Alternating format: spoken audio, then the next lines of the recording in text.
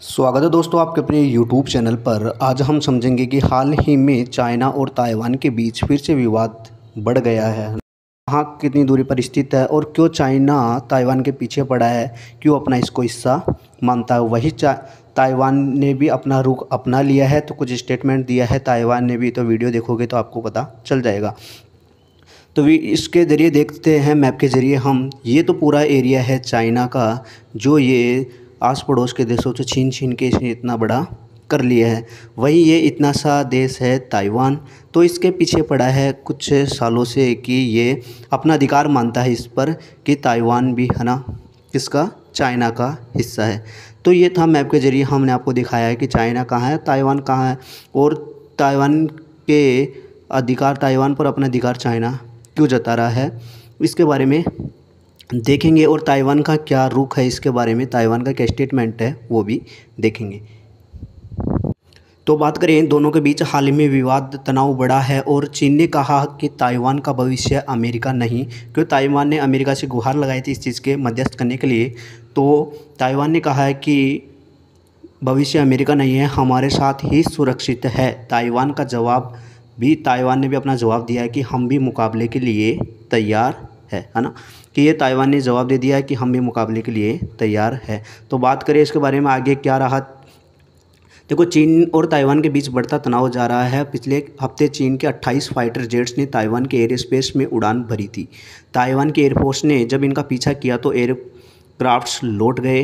अब चीन की मिलिट्री ने एक बयान जारी कर ताइवान को धमकी दी कि चीनी सेना ने कहा ताइवान को यह समझ लेना चाहिए कि उनका भविष्य चीन के साथ ही है, सुरक्षित है।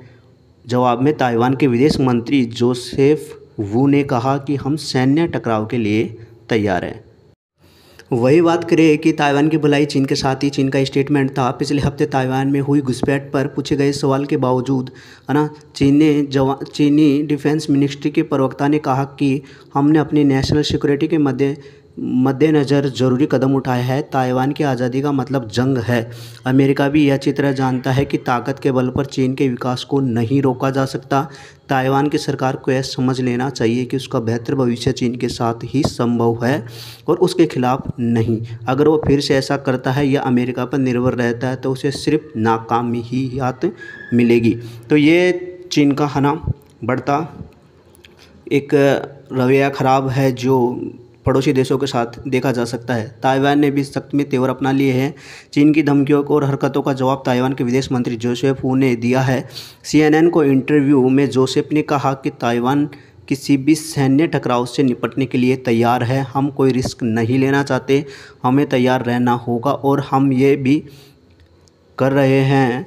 चीन कहता है कि वो सैन्य कार्रवाई नहीं करना चाहता, लेकिन जो सामने आ रहा है वो हकीकत है। तानाशाही कभी सच्चाई को दबा नहीं सकती। चीन ताइवान को अपना हिस्सा मानता है और हांगकांग की तर्ज पर उसे अपना हिस्सा बनाना चाहता है। दूसरी तरफ ताइवान आज़ाद रहना चाहता है और वह लोकतांत्रिक सरकार है। ताइवान पर चीन ने दबाव बढ़ाने की कोशिश की तो अमेरिका ने उसका साथ दिया। आज ताइवानी एयरफोर्स चीन की हरकतों को जवाब देने की ताकत रखती है। उसे अमेरिका और नाटो देशों का समर्थन भी हासिल है। तो यही देख सकते हो कि आप चाइना कैसे अपना आस पड़ोस के देशों पर अपना दबाव बनाता है और कैसे उनको छीनने की कोशिश करता है। तो ये स्टेटमेंट था दोनों देशों का आज जो हमने आपको बताया। अगर आपको समझ में आया तो वीडियो को लाइक एंड सब्सक्राइब जरूर कर देना। मिलेंगे नेक्स्ट वीडियो में, जब तक के लिए जय हिंद, जय भारत।